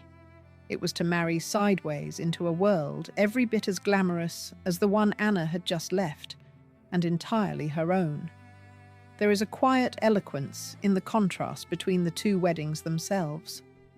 The prince's, when it came, would be a state occasion in all but name, a spectacle staged for the whole world, with the bride carried to the cathedral as the entire apparatus of monarchy arranged itself around her. Anna's was a wedding at the Guards' Chapel in the grey of December, private and dignified and entirely her own. attended by her own people, and noticed, if at all, as a footnote to the greater drama the country was still waiting to see resolved. She had chosen the smaller wedding and the larger freedom. Had the country been paying closer attention, it might have read in that choice the whole of what she believed the crown was worth. Look hard at the timing, because the timing is the whole point. Anna married in December of 1980. The prince's engagement to the young woman who would become his bride was not announced until the 24th of February 1981, more than 2 months later. His wedding did not take place until the 29th of July 1981, more than half a year after Anna had already become another man's wife. In the ordinary telling, the woman a prince does not marry is the one left behind, watching from the sidelines as he moves on to someone else. Anna reversed even that. She was married and gone before the country had any idea whom the prince would choose. It was not the prince who moved on from Anna. It was Anna who moved on from the prince, first and publicly, and to a wedding of her own. That is not the behaviour of a woman nursing a broken heart, and it is not the behaviour of a woman who had been cast aside. It is the behaviour of a woman who had made a decision and meant it, and who saw no reason to sit in the wreckage of the old story when a new one was hers to begin. The speed of it was itself a kind of statement, delivered not in words, but in a wedding date, and it said the thing Anna would never say aloud in all the decades to come. She had not lost the prince. She had left him, and she was not going to spend a single season pretending otherwise. That single fact does more to establish her agency than any amount of argument could. A woman who had been humiliated and discarded in the way the old story imagined does not marry within months before her former suitor has even chosen his bride. A woman who has weighed a crown and rejected it, who has decided that she will not be second and has meant it, does exactly that. She closes the chapter herself, on her own terms, and begins the next one without waiting for anyone's permission. Anna Wallace had said no to the Prince of Wales twice, had rebuked him to his face at Windsor, and had then walked directly into a marriage of her own choosing before he had made his. The country was still watching the prince. Anna had already turned the page. The marriage to John Fermor Hesketh would not, in the end, prove to be the whole of her story. It did not last, and the later chapters of her private life would take other turns. But as the coda to the story of Anna and the prince, it is perfect and complete. It answers, in the plainest possible language, the question the whole saga poses. Did she really mean it when she refused the throne and walked out of the ballroom? The answer is written in a wedding date. She meant it so completely that she was another man's wife before the man she had refused had chosen his own. There is a dignity in that which the country was slow to grant her, because it did not fit the shape of the tale everyone wanted to tell. The tale wanted a woman pining for the prince she could not have. What it got, if it had cared to look, was a woman who had looked at the prince and at the crown behind him, and at the woman standing permanently between them, and had decided, calmly and completely, that she would rather have a life of her own. And then she went and had one, starting on the 2nd of December 1980 at the Guards' Chapel, months ahead of the man she left behind. Chapter 14. The Bride Who Stayed. The throne found the wife it wanted within a year, and she was everything Anna had refused to be. In the summer of 1980, the same season in which Anna Wallace walked out of the prince's life, a new name had begun to enter it. A girl not yet 20, shy where Anna was sharp, unformed where Anna was fully herself, and willing, as it would turn out, to accept the very terms that Anna had found intolerable. It is not the purpose of this story to retell a marriage that the whole world already knows. and there is a duty of care in how it is touched at all, because the woman at its centre is no longer alive to speak for herself. But the contrast cannot be avoided, because it is the thing that gives Anna's choice its full weight and meaning. The young woman the establishment found that year was, by the doctrine's measure, close to ideal. She was well born and Protestant. She was young enough to suit the old teaching, without a past, unformed, and, crucially, unaware in any real way of the arrangement she was marrying into.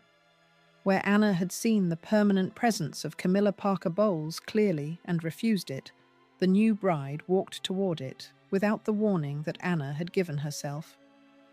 The engagement was announced on the 24th of February 1981, and the wedding took place on the 29th of July that year, before an audience estimated at 750 million people around the world. It was presented to that vast audience as a fairy tale. The shy young Englishwoman and the prince, the crowd, the dress, the balcony, and underneath it, unseen by almost everyone that day, ran the same fault line that Anna had traced with her own eyes and stepped back from. The settled attachment had not gone away.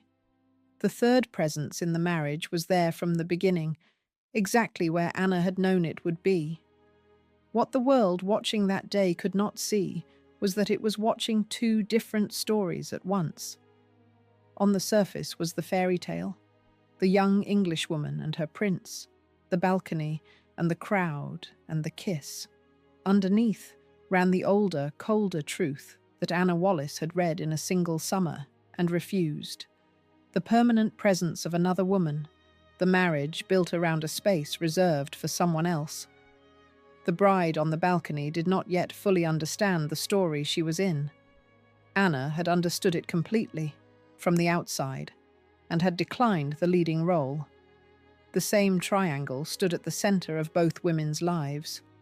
Only their knowledge of it differed, and their freedom to act upon that knowledge, and the price each would, in the end, be made to pay.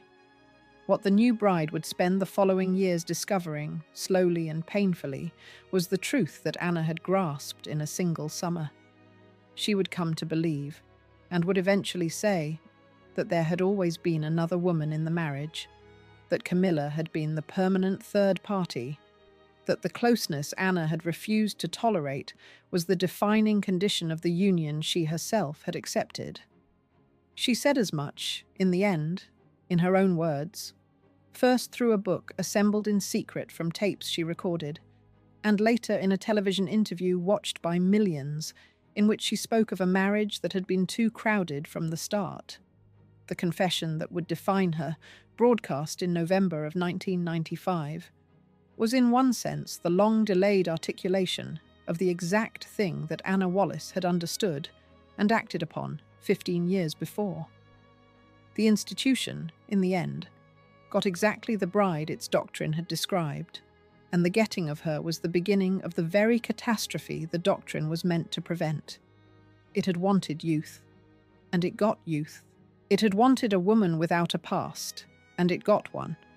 It had wanted a bride who would complete the arrangement rather than challenge it, and, for a time, it got that too.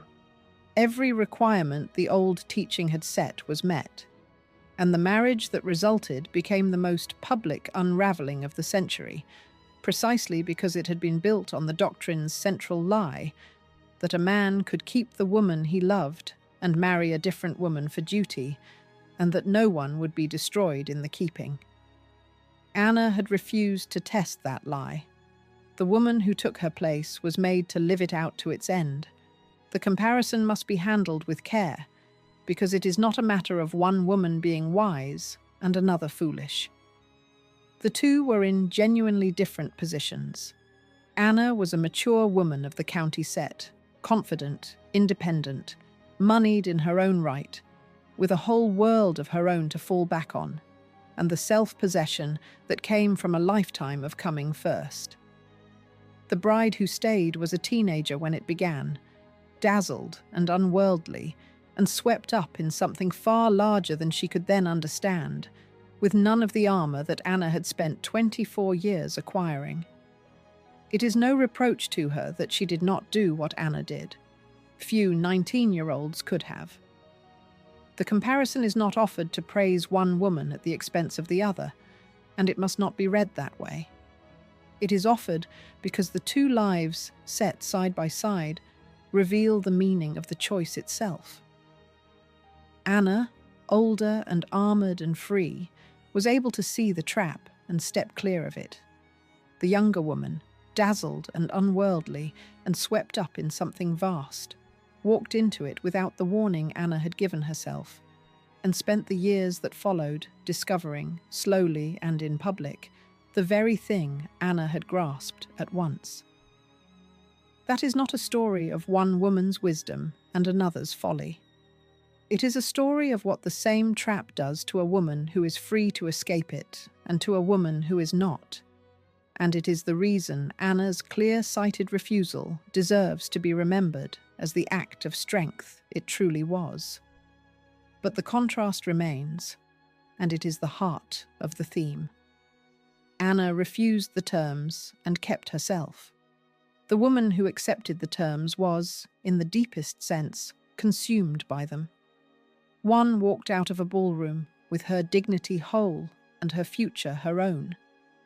The other walked up an aisle into a marriage that would, over long and public years, cost her almost everything before it ended in her death in the summer of 1997. 15 years separate Anna's walkout from the moment the younger woman first said aloud, in a book and then on television, what the marriage had truly been. 15 years of a public performance of happiness, of choreographed tours and separate lives, of a secret slowly becoming the worst kept one in the country. Everything that took the other woman 15 years and a great deal of suffering to say, Anna had known and acted upon in the space of a single summer. She never needed a book or a broadcast to reach her conclusion, because she had reached it before she agreed to anything at all, standing at the edge of a ballroom, watching, and drawing the obvious conclusion while there was still time to act on it. The same triangle stood at the center of both stories. The difference was only that one woman saw it in time and had the strength and the freedom to refuse it, and the other did not. Chapter 15. 40 Years of Silence. In more than 4 decades, through a royal marriage, a public war, a death, and a king's accession, Anna Wallace has never once told her story. That silence has now run for more than 40 years without a single break. She met the prince in 1979 and left him in 1980, and across every year since, through every chapter of the most examined family drama of the age, the woman who had stood at its very beginning has said nothing at all. Not a memoir, not an interview, not one quoted line offered for money or for vindication. A silence sustained that long against that much temptation is not an absence of something to say. It is a discipline, held on purpose, and it is a statement as deliberate as anything she ever spoke aloud.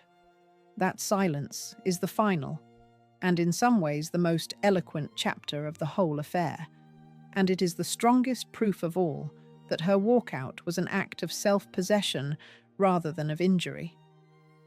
The list of what she has stayed silent through is a long one. She said nothing while the prince married another woman in the summer of 1981. She said nothing across the long unravelling of that marriage, through the years when everyone who had ever stood near it seemed to be talking. She said nothing when the secret history of the marriage broke open, when the tapes and the books and the interviews poured out, when the third presence she had refused to tolerate became the most discussed relationship in the country. She said nothing when the woman the prince had never given up, Camilla Parker Bowles, at last married him in the spring of 2005. She said nothing when he came to the throne, and nothing when Camilla became queen beside him. Through all of it, across more than 40 years, the woman who had been the front runner, who had refused the prince twice, who had rebuked him at Windsor and walked out, has not given a single on the record account of any of it. The hardest test of that silence came at the very last. In 2005, the woman Anna had refused to tolerate, Camilla Parker Bowles, at last married the prince. In 2022, he became king, and she became queen beside him, the very outcome, in a sense, that Anna had seen coming and stepped away from more than 40 years before. If ever there was a moment that might have drawn a single word from Anna Wallace, some note of vindication, some quiet remark that she had told them so, it was that one. It drew nothing.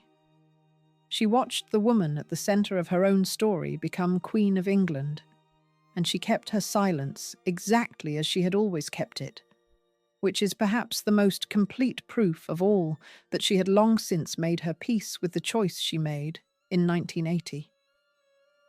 That silence stands out most sharply against the alternative, which was always available and always valuable. Anna Wallace could have told her story at almost any point across those 4 decades, and there would have been a fortune and a spotlight waiting for her if she had.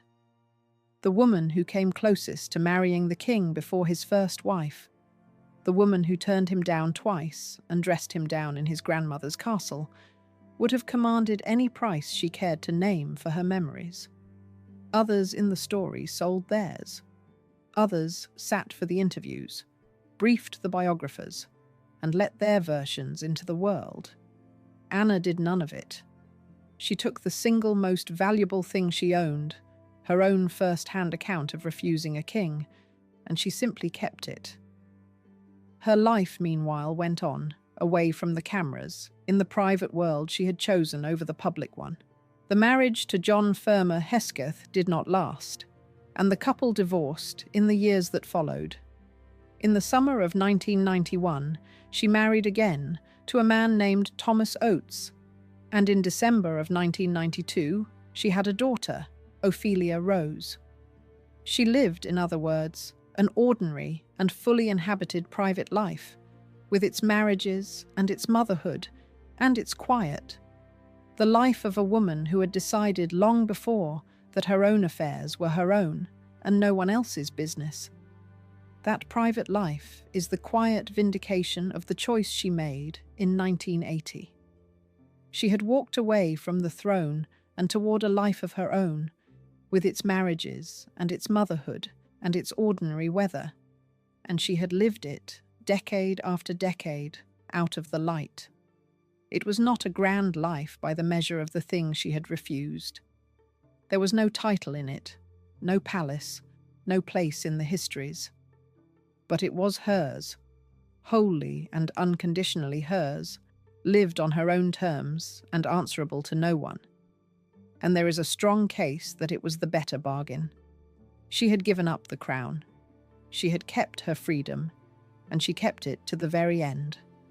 She had refused to trade her privacy for a crown, and she refused, ever after, to trade it for anything else either.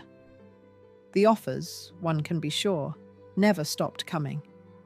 Every anniversary of the royal wedding, every documentary, every fresh book about the marriage and its secrets, carried with it an open invitation and an implied check.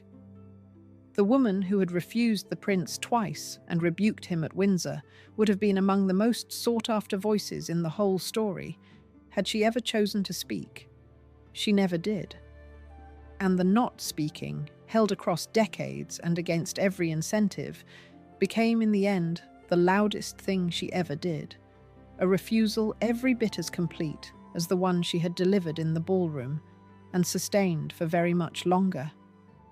There is a strength in that refusal that grows more impressive the longer you look at it.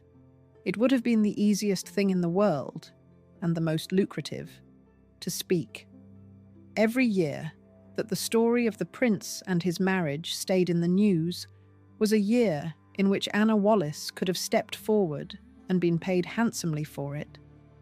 Every anniversary, every documentary, every fresh wave of interest carried an open invitation. And every time, she declined it. Not with a grand statement about declining it, which would itself have been a kind of speaking, but with plain and total silence. She did not explain her silence. She simply kept it, year after year, decade after decade, until the keeping of it became the most articulate thing about her.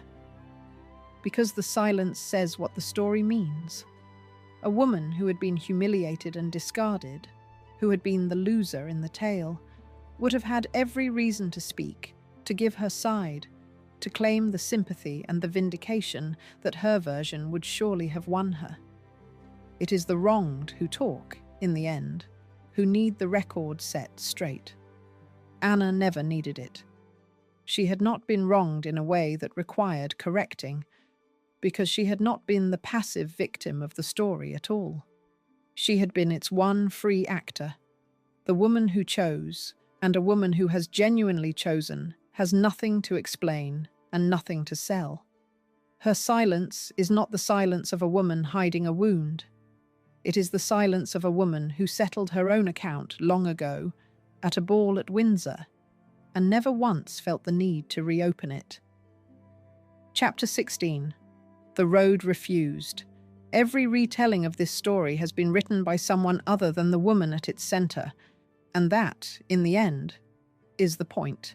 Anna Wallace has been described, quoted, and interpreted for more than 40 years entirely by other hands, by the biographers of the prince, by the reporters of her day, by everyone except herself, and the result is a portrait assembled from the outside of a woman who never once stepped forward to be painted. It is a strange kind of fame, to be known across decades for a single act of refusal and to have said nothing about it before or since. But it is exactly the kind of fame that suits her, because the act itself said everything, and she seems to have understood that from the beginning. What she refused, in the end, was not really a man. It was a whole arrangement of a life, and a whole idea of what a woman was for. She was offered the grandest place the country could give a woman, and it came stitched to conditions that would have unmade her. The surrendered independence, the tolerated rival, the permanent second place in her own marriage, the lifetime of smiling through exactly the kind of humiliation she had already tasted twice. The country could see only the crown on offer and could not understand why any woman would refuse it. Anna could see the whole of the bargain, the price as clearly as the prize, and she declined the whole of it, with her eyes open, and never looked back. What she refused to accept was in truth one of the oldest accommodations in British life. For centuries, the men at the top of society had kept the settled attachment on one side and the dutiful marriage on the other, and the wives had been expected to see nothing, say nothing, and keep the peace.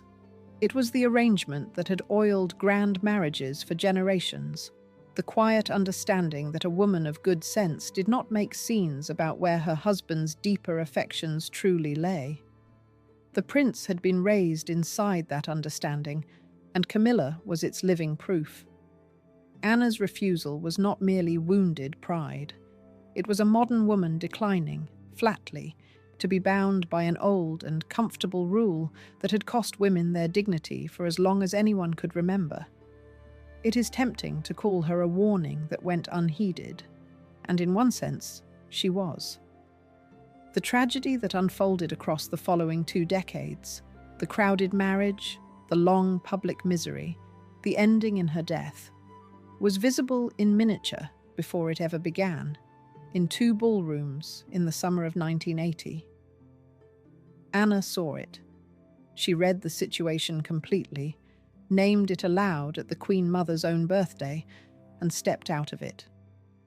The institution, needing a bride who would tolerate what Anna would not, went and found one, younger and less able to protect herself, and the thing Anna had refused for a single evening became the whole shape of another woman's life. The warning was there to be read. It was simply not the kind of warning anyone in a hurry to see the prince married wished to read. And there is the deepest irony of the whole affair. The establishment had spent a decade searching for a suitable bride.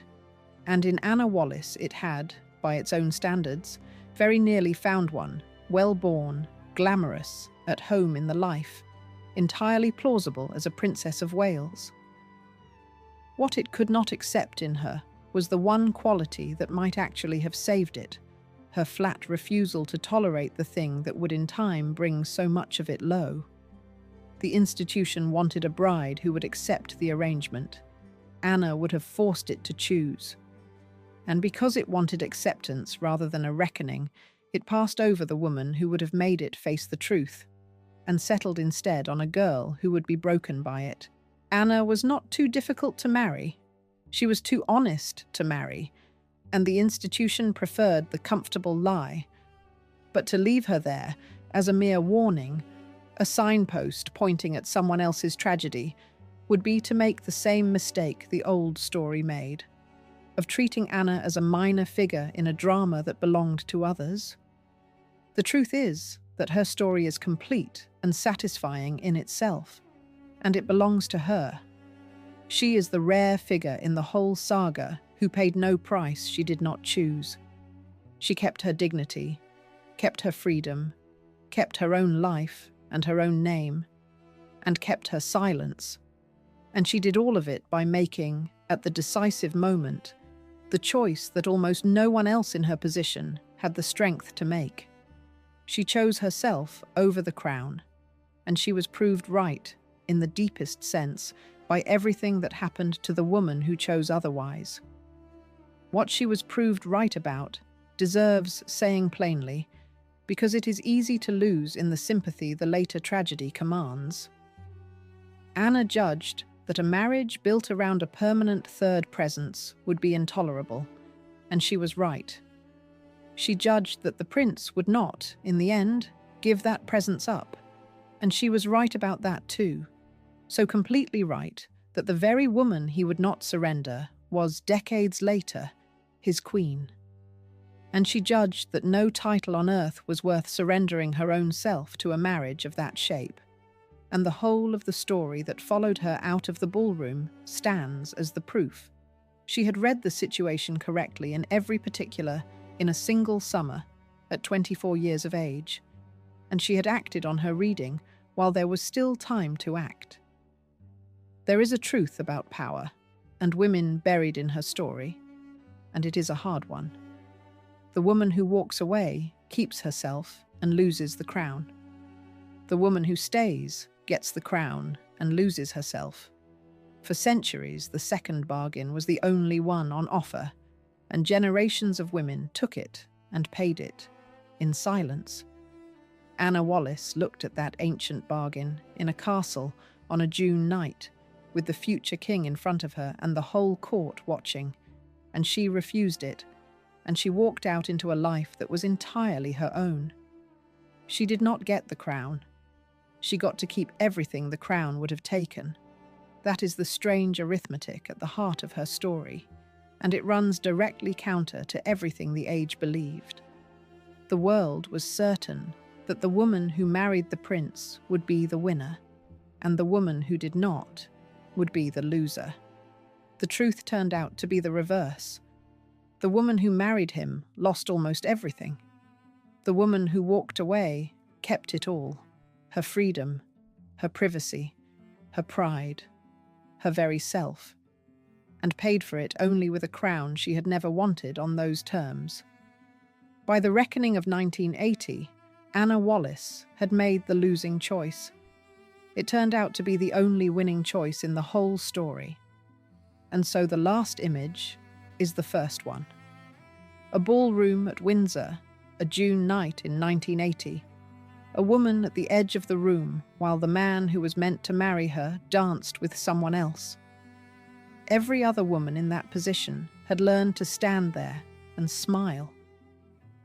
Anna Wallace crossed the floor, looked the future King of England in the eye, and told him the truest thing anyone ever said to him, in the words that every account of that night still remembers. "No one treats me like that. Not even you."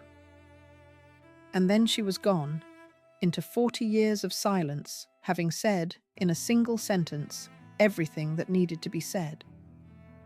If this story moved you, subscribe, because the ones who walk away are so often the ones history writes out, and they are the stories this channel exists to tell. And tell me in the comments, if you had stood in Anna Wallace's shoes that night at Windsor, with a crown on one side and your own self-respect on the other, which would you have chosen, and could you have kept silent about it for the next 40 years?